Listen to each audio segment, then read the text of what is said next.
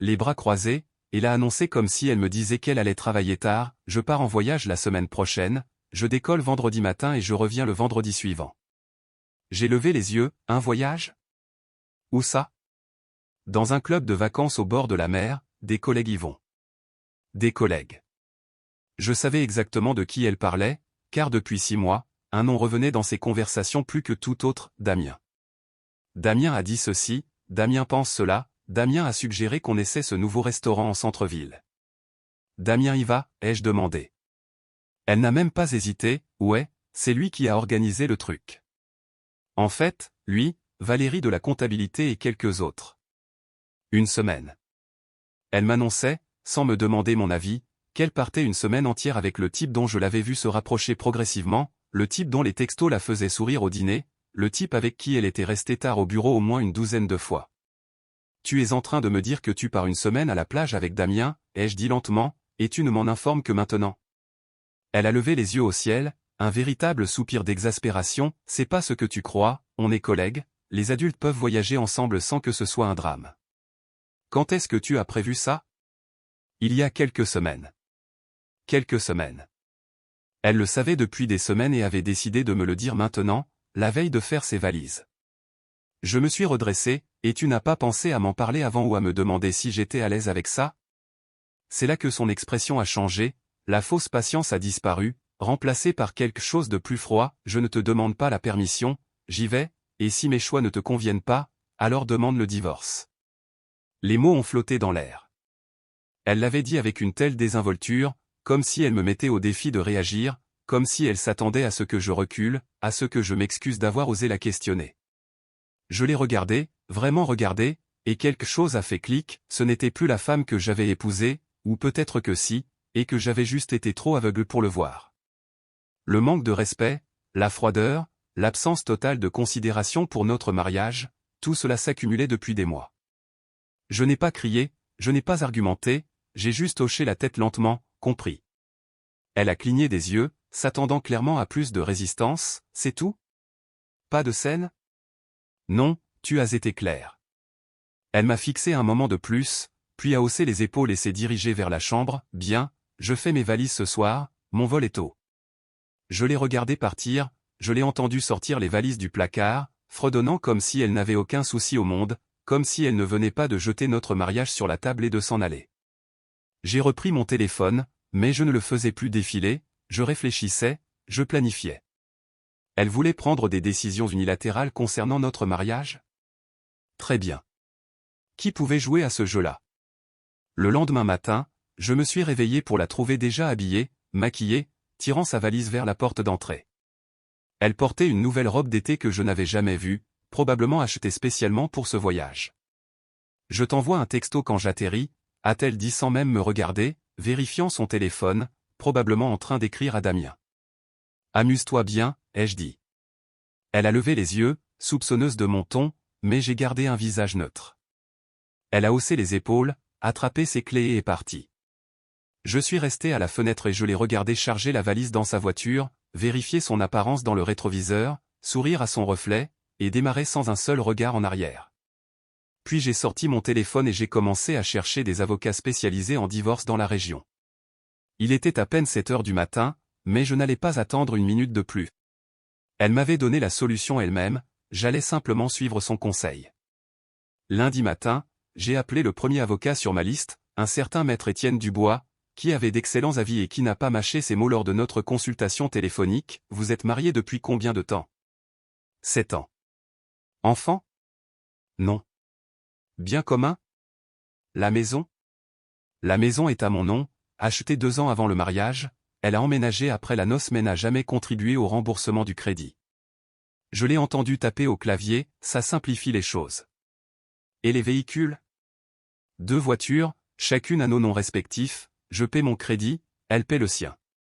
Compte bancaire joint. Un compte courant où nous mettons tous les deux de l'argent pour les factures, j'ai mon propre compte épargne où elle n'a pas accès. Encore des bruits de clavier, cela devrait être simple. Quel est le motif? Elle a une liaison, où on en est très proche, difficile à dire à ce stade, mais elle est actuellement en voyage d'une semaine à la plage avec le type. Pouvez-vous prouver la liaison? J'ai des mois de textos, des soirées tardives au travail, et le fait qu'elle m'ait dit de divorcer si je n'aimais pas ses choix, avant de partir quand même. Il est resté silencieux une seconde, elle a dit ça mot pour mot? Oui. Bien, quand pouvez-vous venir signer les papiers? Mardi après-midi, j'étais assis dans son bureau à passer en revue les documents. Il avait agi vite, ce que j'appréciais, pas de temps perdu, pas de faux espoirs de réconciliation, juste un processus propre et efficace. Nous déposerons la requête jeudi, a dit Maître Dubois en faisant glisser les papiers sur son bureau. Elle recevra la signification par huissier à son retour. Vous avez dit vendredi? Oui. Vous voulez être là quand l'huissier passera ou vous préférez qu'elle les reçoive autrement? J'y ai réfléchi, je m'en occupe, je veux voir son visage. Il a hoché la tête comme s'il avait déjà entendu ça. Votre maison, votre nom sur l'acte de propriété. Vous avez tout à fait le droit de lui demander de partir une fois la signification faite. Si elle refuse, vous pouvez faire appel aux forces de l'ordre, mais attention à la procédure. Compris.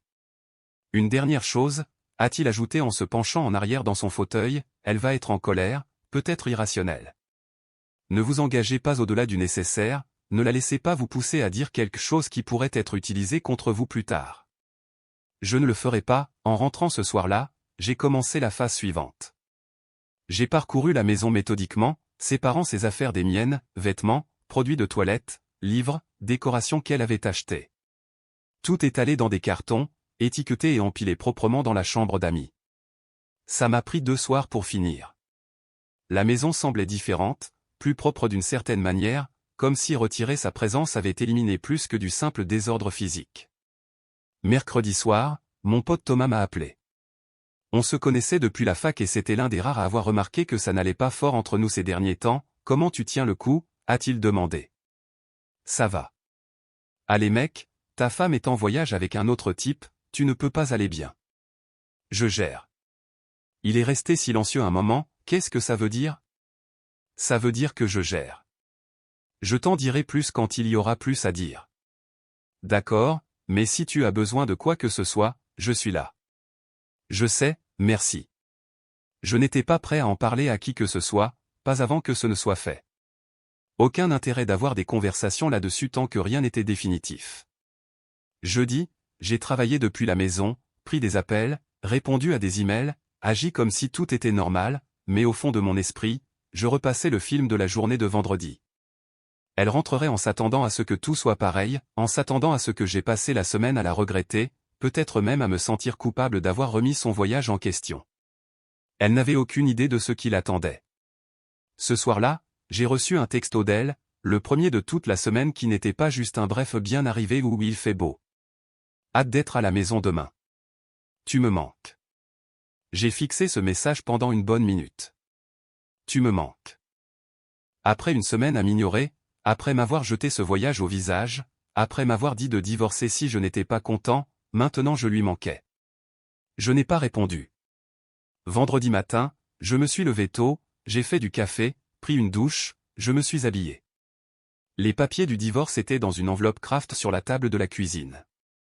Ces cartons étaient empilés dans la chambre d'amis, la porte ouverte pour qu'elle les voie immédiatement. J'avais déjà appelé un serrurier pour plus tard dans l'après-midi. Dès qu'elle serait partie, les serrures seraient changées. Son vol devait atterrir à 14 heures. Elle m'avait envoyé les détails plus tôt dans la semaine, s'attendant probablement à ce que je propose de venir la chercher. Je n'avais pas répondu à ça non plus. Je me suis assis dans le salon et j'ai attendu, continuant à travailler sur mon ordinateur portable, prêtant une demi-attention aux emails, regardant surtout l'horloge. À 15h15, j'ai entendu sa voiture entrer dans l'allée. C'était le moment. J'ai fermé mon ordinateur et je me suis levé, me déplaçant vers la cuisine d'où je pouvais voir la porte d'entrée. Mon cœur battait fort, mais mes mains étaient stables. La clé a tourné dans la serrure, la porte s'est ouverte et elle était là, bronzée et souriante, tirant sa valise derrière elle comme si elle revenait des meilleures vacances de sa vie. Elle ne se doutait pas que ces vacances venaient de lui coûter tout le reste.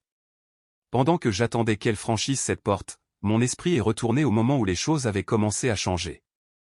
Il y a 6 mois, presque jour pour jour, ça a commencé petit. Elle est rentrée du travail un mardi et a mentionné une nouvelle recrue dans son département, Damien Hardy, disant qu'il semblait compétent, qu'il avait de bonnes idées. Rien d'inhabituel à ça, les gens parlent de leurs collègues. Mais ensuite, son nom revenait tous les 2 ou 3 jours. Une autre anecdote sur Damien. Damien a suggéré un nouveau système de flux de travail, Damien a fait rire tout le monde en réunion, Damien connaît ce super endroit pour déjeuner en ville. Je n'y ai pas prêté attention au début. Puis elle a commencé à s'habiller différemment pour le travail. Pas de façon spectaculaire, mais je l'ai remarqué. De plus jolies tenues, plus de maquillage, des cheveux coiffés avec plus de soin que d'habitude. Tu es élégante, ai-je dit un matin. Elle m'a à peine regardé, j'essaie juste d'avoir l'air professionnel. Professionnel, c'est ça. Les soirées tardives ont commencé le 2e mois. Elle m'envoyait un texto vers 17h disant qu'elle devait rester tard, puis 18h, puis 19h. Au 3e mois, 2 fois par semaine, elle ne rentrait pas avant 20h passées. Gros projet, ai-je demandé un soir quand elle est enfin rentrée à 20h30. Ouais, Damien et moi on bosse sur les rapports trimestriels ensemble, ça prend une éternité. Toujours Damien et moi, jamais l'équipe, jamais d'autres collègues, juste Damien. J'ai essayé de lui en parler une fois, demander si tout allait bien entre nous. Elle m'a regardé comme si j'étais ridicule, tout va bien, pourquoi tu demandes ça? Tu es distant ces derniers temps. J'ai été occupé, il y a une différence. Mais ce n'était pas juste être occupé. Les gens occupés trouvent quand même du temps pour leurs conjoints, ont encore des conversations qui vont plus loin que la logistique des factures et des courses, vous regardent encore comme s'ils étaient heureux de vous voir. Elle avait arrêté de me regarder comme ça il y a des mois. 4e mois, j'ai remarqué les textos. Elle s'asseyait à côté de moi sur le canapé, son téléphone vibrant constamment. Elle souriait à l'écran, tapait rapidement, souriait à nouveau. Quand je demandais à qui elle écrivait, elle disait juste des trucs de boulot et tournait l'écran. Un soir, son téléphone était sur le comptoir pendant qu'elle était sous la douche. Il s'est allumé avec un message. Je ne l'ai pas pris, je ne l'ai pas lu, mais j'ai vu le nom, Damien. À 22h30. Des trucs de boulot, bien sûr. 5e mois, nous avons cessé d'avoir toute connexion physique. Elle venait se coucher tard après que je sois déjà endormi, se réveillait tôt et était partie avant que je me lève. Les week-ends, elle trouvait des raisons d'être occupée, des courses, voire des amis. Soudainement, elle avait une vie sociale très active qui ne m'incluait pas. Les quelques fois où j'ai suggéré qu'on fasse quelque chose ensemble, elle soupirait comme si j'étais difficile, j'ai été occupé toute la semaine, je veux juste me détendre. Mais se détendre signifiait apparemment être sur son téléphone, envoyer des textos à quelqu'un qui la faisait sourire plus que je ne l'avais fait depuis des mois. Il y a 3 semaines, je lui ai demandé directement. Nous étions dans la cuisine, elle faisait du café avant de sortir pour un autre brunch entre filles qui semblait durer 6 heures. Est-ce que tu es heureuse, ai-je dit. Elle a levé les yeux, sincèrement surprise par la question, quoi? Dans ce mariage? Est-ce que tu es heureuse? Elle a remué son café, ne croisant pas mon regard, je ne sais pas pourquoi tu es si dramatique ces derniers temps. Je ne suis pas dramatique, je pose une question simple. Tout va bien, tu réfléchis trop. Mais elle n'a jamais répondu à la question. Il y a 2 semaines, elle est restée dehors jusqu'à minuit, a dit que c'était un dîner de travail qui avait duré. Elle est rentrée sentant le vin et une eau de Cologne chère. Pas son parfum, celui de quelqu'un d'autre. Je n'ai rien dit, je l'ai juste regardée trébucher vers la chambre, fredonnant pour elle-même. Et puis jeudi dernier, l'annonce du voyage, la façon désinvolte dont elle me l'a jeté au visage, le manque total de respect ou de considération. Et quand je l'ai questionnée, quand j'ai osé suggérer que c'était inapproprié, elle m'a dit de divorcer, comme si elle voulait que je le fasse, comme si elle me mettait au défi de faire enfin quelque chose à propos de la situation que nous savions tous les deux exister mais qu'aucun de nous n'avait nommée à voix haute. Alors je l'ai fait. Debout dans ma cuisine, attendant qu'elle franchisse cette porte, je ne ressentais rien d'autre que de la clarté. Ce n'était pas une erreur, ce n'était pas une réaction excessive. C'était 6 mois à regarder quelqu'un se retirer lentement de notre mariage tout en s'attendant à ce que j'accepte simplement. Elle a fait son choix quand elle a réservé ce voyage, quand elle a fait ses valises, quand elle a franchi cette porte sans regarder en arrière.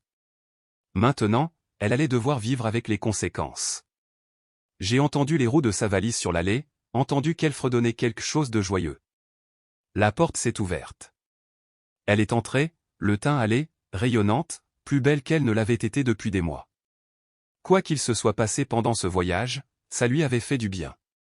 Elle a laissé sa valise près de l'entrée et s'est dirigée directement vers la cuisine, me remarquant à peine. Je suis affamée, a-t-elle dit en ouvrant le frigo. La nourriture était horrible dans l'avion. Je l'ai regardée fouiller, sortir des restes, complètement à l'aise, comme si la semaine passée avait été parfaitement normale, comme si elle ne venait pas de passer 7 jours avec un autre homme pendant que son mari était assis à la maison. Elle m'a enfin jeté un coup d'œil. Tu es silencieux. Quoi? Non. Bienvenue à la maison. J'ai presque ri. Bienvenue à la maison. Comme si elle méritait un accueil après ce qu'elle avait fait. Comment était le voyage, ai-je demandé, gardant ma voix égale. Elle a souri. Vraiment souri. Incroyable. Le complexe était magnifique, le temps était parfait. On s'est tellement amusé. Pas je. Ravi que tu aies apprécié, ai-je dit. Elle a attrapé une fourchette et a commencé à manger les restes froids, appuyés contre le comptoir. Elle avait l'air si à l'aise, si confiante, si certaine que tout était exactement comme elle l'avait laissé. Alors, a-t-elle dit entre deux bouchées, tu as réfléchi à ce que j'ai dit avant de partir? J'ai incliné la tête, à propos du divorce. Ouais. Elle l'a dit avec tant de désinvolture, comme si nous discutions de ce qu'on allait manger pour le dîner. Je le pensais. Si tu ne peux pas supporter que j'ai ma propre vie, que j'ai des amis, que je fasse des voyages, alors peut-être qu'on devrait reconsidérer tout ça. Et voilà. L'ultimatum déguisé en préoccupation. La manipulation déguisée en indépendance. J'ai hoché la tête lentement, tu as raison. Elle a cligné des yeux, ne s'attendant pas à cette réponse. Quoi? Tu as raison. On devrait reconsidérer tout ça. Elle a ri, mais ça semblait incertain. D'accord, alors qu'est-ce que ça veut dire? J'ai fait un geste vers la table de cuisine derrière elle. Pourquoi ne regardes-tu pas ce qu'il y a sur la table? Elle s'est retournée, confuse, a vu l'enveloppe Kraft. Son expression est passée de la confusion à autre chose, quelque chose qui ressemblait presque à de la peur. Elle a pris l'enveloppe lentement comme si elle risquait de la mordre, l'a ouverte, a sorti les papiers. J'ai regardé son visage changer à mesure qu'elle lisait, regardé la couleur quitter son bronzage, regardé ses mains commencer à trembler. C'est quoi ça? Sa voix était à peine un murmure. Les papiers du divorce. Comme tu l'as suggéré. Elle a levé les yeux vers moi et pour la première fois en 6 mois, j'avais toute son attention. Tu plaisantes. Non. C'est de la folie. Tu ne peux pas juste. Je peux. Et je l'ai fait. Elle fixait les papiers comme s'ils étaient écrits dans une langue étrangère. Comme si elle ne pouvait pas traiter ce qu'elle voyait. Et j'ai réalisé que malgré tout, malgré le manque de respect, la liaison et la destruction complète de notre mariage, elle n'avait jamais vraiment pensé que je le ferais. Elle pensait que j'encaisserais pour toujours. Elle avait tort. Elle a relu les papiers, plus lentement cette fois. Ses mains tremblaient encore. Quand elle a levé les yeux vers moi, son visage était passé de bronzé et confiant à pâle et incertain. C'est déjà déposé, a-t-elle dit, la voix serrée. Tu as déposé ça pendant que j'étais parti. Mardi. Mardi? J'étais parti depuis 4 jours et tu. Elle s'est arrêtée, mâchoire serrée. Tu n'as même pas essayé de me parler. Pas d'appel, pas de texto. Tu m'as dit de divorcer si je n'aimais pas tes choix. Je n'ai pas aimé tes choix, alors nous y voilà. Elle a claqué les papiers sur la table. Je ne pensais pas que tu le ferais vraiment. Les gens disent des choses quand ils sont en colère. Tu n'étais pas en colère. Tu étais complètement calme, factuel même. Tu pensais chaque mot. Elle a ouvert la bouche, l'a refermée, a essayé encore. C'est dingue. Tu jettes 7 ans de mariage pour un voyage? Je ne jette rien. C'est toi qui l'as fait quand tu es parti en vacances avec un autre homme et que tu m'as dit de faire avec. Damien est un ami, un collègue. Il ne s'est rien passé. Je l'ai juste regardé, je n'ai pas argumenté, pas débattu. Le mensonge était si évident qu'il ne méritait pas de réponse. Elle a dû voir quelque chose dans mon expression parce que son ton a changé, est devenu défensif. Tu es paranoïaque. C'est exactement pour ça que j'avais besoin d'espace. Tu m'étouffes depuis des mois. T'étouffer en te demandant où tu étais à 21h un soir de semaine? En suggérant qu'on passe du temps ensemble le week-end? Ouais, Je suis terrible. Ce n'est pas ce que je... Elle s'est arrêtée, passant ses mains dans ses cheveux. Écoute, on peut en parler. On peut arranger ça. Mais le divorce? Allez, c'est extrême. Non, ce qui est extrême, c'est de dire à son mari de divorcer, puis d'être choqué quand il fait exactement ça. Elle m'a fixé comme si elle me voyait pour la première fois. Peut-être que c'était le cas. Peut-être qu'elle s'était tellement habituée à ce que j'accepte tout ce qu'elle faisait que l'idée de conséquence ne lui avait jamais traversé l'esprit. Où sont mes affaires? A-t-elle demandé soudainement en regardant autour d'elle. Où sont mes trucs de la salle de bain? Chambre d'amis. Tout est emballé. Ses yeux se sont écarquillés. Tu as emballé mes affaires? Tout? Pour te faciliter la tâche. Elle a ri, mais c'était un rire amer. Facile pour moi, hein? Quelle considération. Je trouvais aussi. Elle a marché dans le couloir vers la chambre d'amis. Je l'ai entendu ouvrir la porte, entendu sa respiration se couper net quand elle a vu les cartons. Propres, étiquetés, empilés. 2 semaines de sa vie réduite à 6 cartons en carton. Elle est revenue et maintenant la colère remplaçait le choc. Tu n'avais aucun droit de toucher à mes affaires.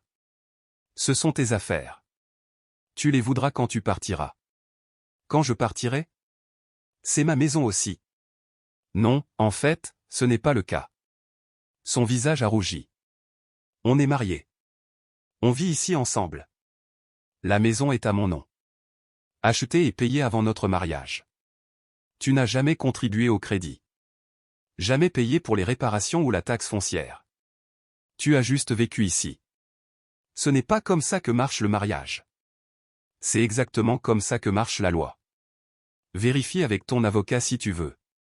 Le mien me l'a déjà confirmé. Elle respirait fort maintenant, les poings serrés sur les côtés. Alors quoi? Tu me mets dehors? Juste comme ça? Tu as jusqu'à demain matin pour trouver où tu vas. Après ça, je change les serrures. Tu ne peux pas faire ça. Je peux et je vais le faire. Elle a attrapé son téléphone dans sa poche, les mains fébriles. J'appelle ma mère.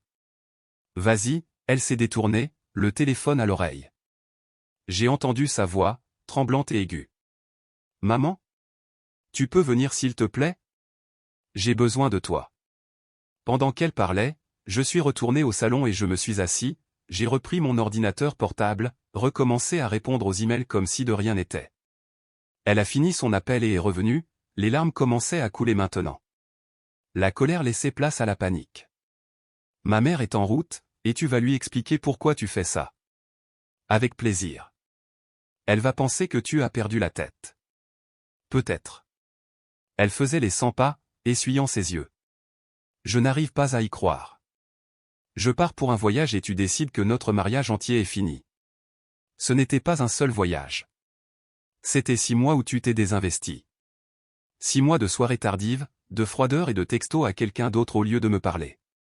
Le voyage était juste la confirmation finale. Je ne te trompais pas. Tu étais émotionnellement désinvesti de ce mariage et tu passais tout ton temps physiquement avec un autre homme. Appelle ça comme tu veux pour te sentir mieux. Elle a arrêté de marcher. Donc c'est tout. Pas de thérapie, pas d'essai pour arranger les choses? Tu ne veux pas arranger les choses. Tu veux que j'accepte d'être à la seconde place dans mon propre mariage pendant que tu fais ce que tu veux. Je ne ferai pas ça. Je n'ai jamais dit que tu étais à la seconde place. Tu n'avais pas besoin de le dire. Une voiture s'est garée dehors. Sa mère. Chantal. Ça allait être amusant. Chantal ne m'avait jamais particulièrement aimé. Elle pensait que sa fille avait fait un mariage au-dessous de sa condition. Probablement. Elle l'avait fait comprendre assez clairement au fil des années avec ses petits commentaires sur mon travail, ma maison, mes vêtements. La sonnette a retenti. Ma femme est allée répondre et j'ai entendu la voix de sa mère immédiatement. Ma chérie, qu'est-ce qui ne va pas? Tu avais l'air hystérique au téléphone. Elles sont entrées dans le salon ensemble. Chantal m'a regardé comme si j'étais quelque chose collé sous sa chaussure. Qu'est-ce que tu as fait? A-t-elle exigé. Je me suis levé, gardant ma voix calme.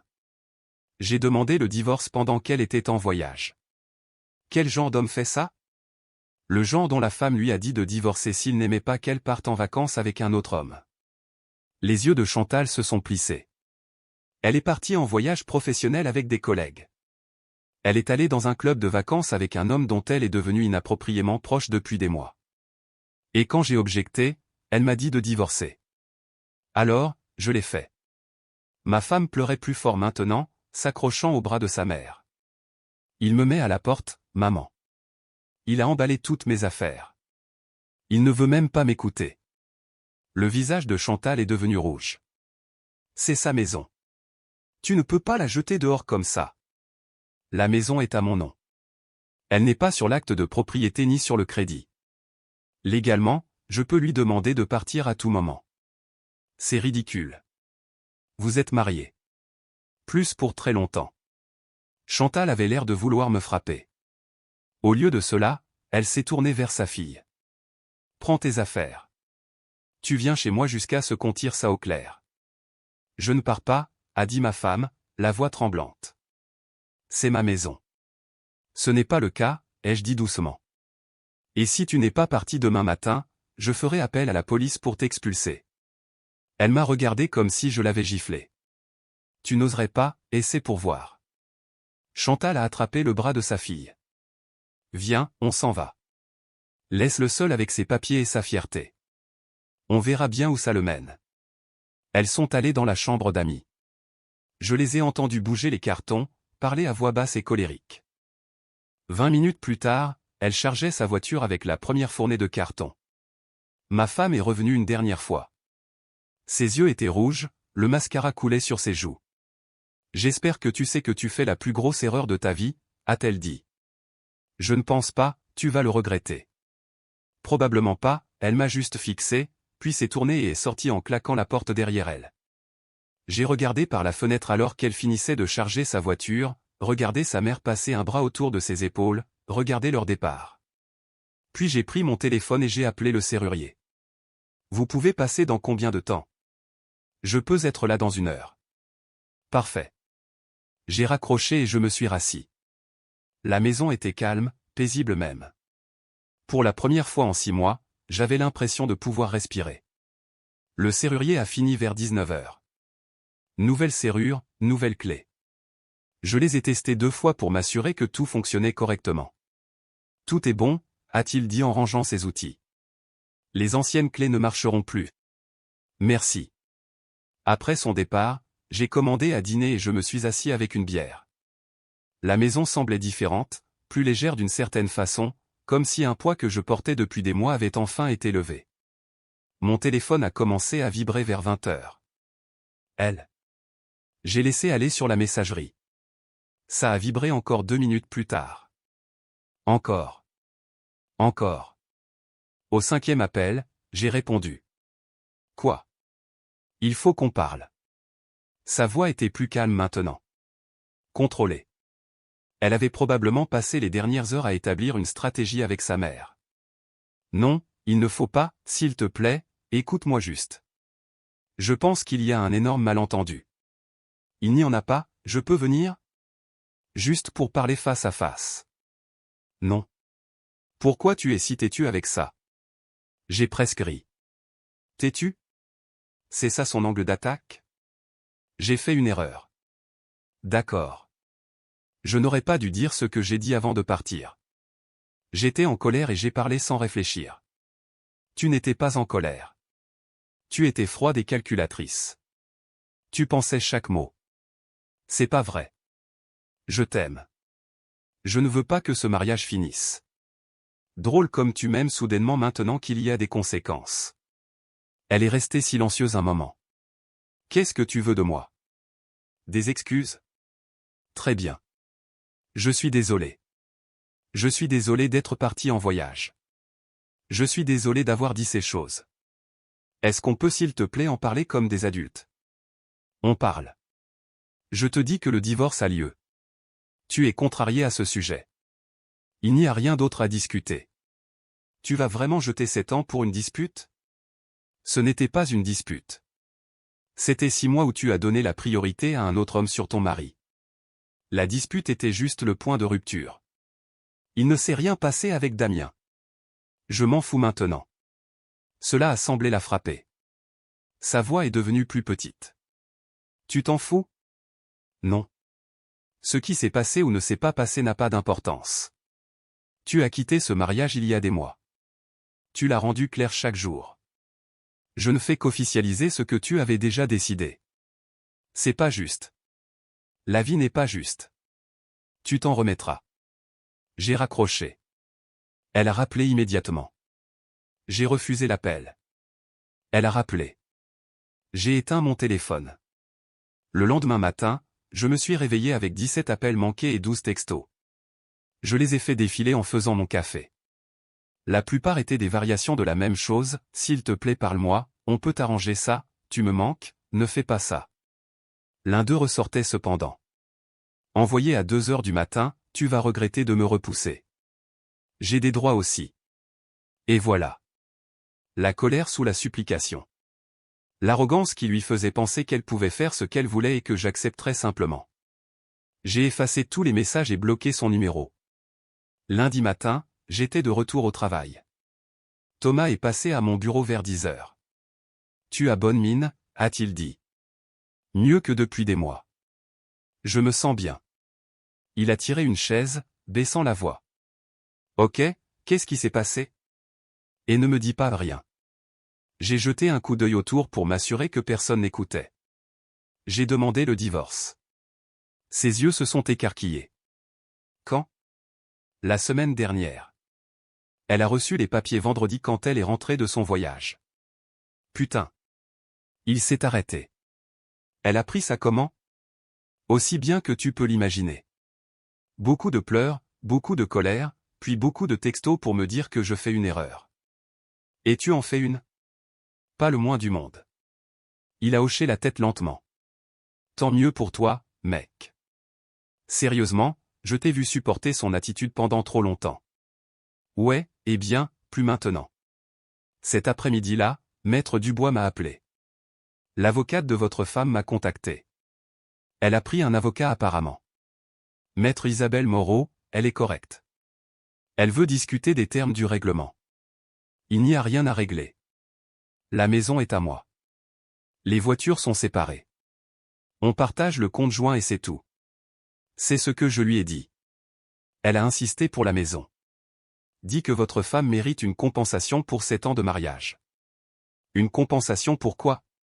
Pour avoir vécu sans payer de loyer. C'est essentiellement mon argument. Écoutez, elle va essayer de faire traîner ça. Rendre les choses difficiles, mais nous avons une position forte. La maison était à vous avant le mariage. Pas d'enfants impliqués, revenus séparés. Ça devrait être simple. Bien. Une chose cependant, elle réclame un préjudice moral. Dit que vous l'avez prise au dépourvu, causé un choc psychologique en déposant la demande pendant qu'elle était en vacances. J'ai vraiment ri à ça. Elle m'a dit de divorcer. J'ai fait exactement ce qu'elle a suggéré. C'est ce que je pensais. Vous avez ça par écrit quelque part? Texto? Email? Non, c'était verbal. Mais je suis sûr que si on lui demandait directement, elle admettrait qu'elle l'a dit. On verra. Pour l'instant, maintenez le cap, ne communiquez pas avec elle. Toute communication passe par moi. J'ai déjà bloqué son numéro. Parfait. La semaine s'est passée tranquillement. Pas d'appel, pas de visite surprise. Soit elle avait abandonné, soit son avocate lui avait dit de reculer. J'espérais que c'était la seconde option. Vendredi soir, j'étais au supermarché quand je suis tombé sur Valérie, la collègue qui était supposée être en voyage avec eux. Elle m'a vu et son visage est devenu rouge, elle a commencé à pousser son chariot dans l'autre direction. Valérie, ai-je appelé? Elle s'est arrêtée, à contre-cœur, s'est retournée. Et une petite question. Tu étais à ce voyage à la plage avec ma femme et Damien. Elle s'est tortillée, mal à l'aise. Je ne pense pas que je devrais parler de ça. C'est un non. Elle a regardé son chariot. J'étais invité, mais je ne pouvais pas y aller. J'avais des trucs de famille. Donc, c'était juste 2 et quelques autres personnes, je crois. Je crois que tu crois bien. Elle a croisé mon regard finalement. Écoute, je suis désolé. Je lui ai dit que c'était une mauvaise idée, mais elle n'a pas écouté. Elle le fait rarement. Valérie a hoché la tête. Pour ce que ça vaut, je pense que tu fais la bonne chose. Elle est différente ces derniers temps. Pas dans le bon sens. Merci pour l'honnêteté. Elle a poussé son chariot devant moi, puis s'est arrêtée. Il y a autre chose que tu devrais savoir. J'ai attendu. Ils ne sont plus ensemble. Damien et elle. Apparemment, il a rompu il y a quelques jours. Il a dit que ce n'était pas ce qu'il pensait que ce serait. J'ai absorbé l'information. Donc il était juste là pour l'aventure. On dirait bien. Et maintenant elle n'a plus rien. Ouais. Valérie avait l'air sincèrement compatissante. J'ai essayé de la prévenir, mais comme j'ai dit, elle n'écoute pas. Après son départ, j'ai fini mes courses et je suis rentré. L'information sur Damien ne changeait rien. Ça ne me faisait pas me sentir vengé ou satisfait. Ça confirmait juste ce que je savais déjà. Elle avait tout misé sur quelque chose qui n'était pas solide, et maintenant elle en payait le prix. Plus tard cette nuit-là, j'ai reçu un email d'une adresse que je ne reconnaissais pas. L'objet disait « S'il te plaît Lisa ». J'ai failli l'effacer, mais la curiosité l'a emporté. C'était d'elle. Un long message confus sur combien elle était désolée, comment elle avait fait des choix terribles, comment elle comprenait pourquoi j'étais en colère, mais est-ce que je ne pouvais pas s'il te plaît lui donner une chance de plus. Elle parlait des bons moments qu'on avait eus, des premières années quand tout était facile, des projets qu'on avait faits pour l'avenir. Mais de façon notable, elle ne mentionnait pas Damien, n'abordait pas la liaison, ne prenait pas la responsabilité pour aucune des choses spécifiques qu'elle avait faites, juste des excuses vagues et des « s'il te plaît » désespérés. Je l'ai lu 2 fois, puis je l'ai transféré à Maître Dubois avec une note, pour info, je ne change pas d'avis. Il a répondu dans la minute, bien. Restez fort. C'est de la manipulation classique. Elle teste pour voir si vous allez craquer. Je n'allais pas craquer. 3 semaines plus tard, Maître Dubois a appelé avec des nouvelles. Elle a signé les papiers. Quoi? Elle a signé. Son avocate l'a convaincue qu'elle n'allait rien obtenir de plus que ce qu'on offrait. C'est fait. Le divorce est en bonne voie d'être prononcé. On attend la date d'audience finale. Je me suis assis, traitant l'information. C'était rapide. Elle n'avait pas beaucoup de levier. Une fois que son avocate lui a expliqué la situation, elle a réalisé que se battre lui coûterait juste de l'argent sans bénéfice. C'est quand l'audience? Dans 4 semaines. Mais c'est une formalité à ce stade. Tout est réglé. Après avoir raccroché, je suis resté assis là un moment. Divorcé. Après 7 ans, ça aurait dû être triste ou définitif ou quelque chose. Au lieu de ça, ça ressemblait juste à la fermeture d'un chapitre que j'aurais dû fermer il y a des mois. J'ai pris mon téléphone et j'ai appelé Thomas. Tu es libre ce soir? Ouais, quoi de neuf? Le divorce est finalisé. Tu veux aller dîner? Absolument. Je te retrouve à la brasserie sur la Grand-Rue. À tout de suite. Je me suis préparé et je suis sorti. L'air du soir était frais, clair. En conduisant, j'ai pensé à tout ce qui s'était passé. Le voyage, la confrontation, les conséquences. Je ne regrettais rien de tout ça. Elle m'avait donné un ultimatum. M'avait fait choisir entre ma dignité et garder la paix. J'avais choisi ma dignité, et honnêtement, c'était le choix le plus facile que j'ai jamais fait. La date d'audience est venue et est passée. 10 minutes devant un juge, des signatures sur du papier, et c'était officiellement fini. Je suis sorti du tribunal en me sentant plus léger que je ne l'avais été depuis des années. Thomas m'attendait près de sa voiture. Ça fait quoi? A-t-il demandé. Comme si j'aurais dû faire ça il y a 6 mois. On a déjeuné dans un resto en centre-ville. Il m'a demandé mes projets, si j'allais vendre la maison, déménager ailleurs. Aucun intérêt, ai-je dit. J'aime la maison. Elle est à moi. Pourquoi je partirais? C'est juste. Quelques mois ont passé. Je me suis installé dans une routine qui faisait du bien. Travail, sport, du temps avec des amis que j'avais négligés. Des choses simples qui étaient devenues compliquées quand elle était là. Un samedi, j'étais chez Leroy Merlin pour acheter du matériel quand je l'ai vue à travers le parking. Elle avait l'air fatiguée, plus maigre, elle m'a vu et a rapidement détourné le regard, se dépêchant vers sa voiture. Je n'ai rien ressenti. Pas de colère, pas de satisfaction, juste rien. C'est là que j'ai su que j'avais complètement tourné la page. Plus tard cette semaine-là, Thomas a mentionné qu'il avait entendu par des amis communs qu'elle avait essayé de se remettre avec Damien. Il l'avait rejeté catégoriquement. Apparemment, il avait une copine maintenant, quelqu'un qui n'était pas marié. Ça t'embête, a demandé Thomas. Pas le moins du monde. Et je le pensais. Elle avait fait ses choix. Prioriser l'excitation sur la stabilité. Brûler son mariage pour quelque chose qui n'allait jamais durer. Maintenant, elle gérait les conséquences. Ce n'était plus mon problème. 6 mois après que le divorce soit devenu définitif, j'ai eu un rendez-vous. Rien de sérieux, juste un café avec quelqu'un que j'avais rencontré par le travail. Ça s'est bien passé. On a ri, parlé facilement, fait des projets pour se revoir. En rentrant chez moi ce soir-là, j'ai réalisé quelque chose. J'étais heureux. Sincèrement heureux.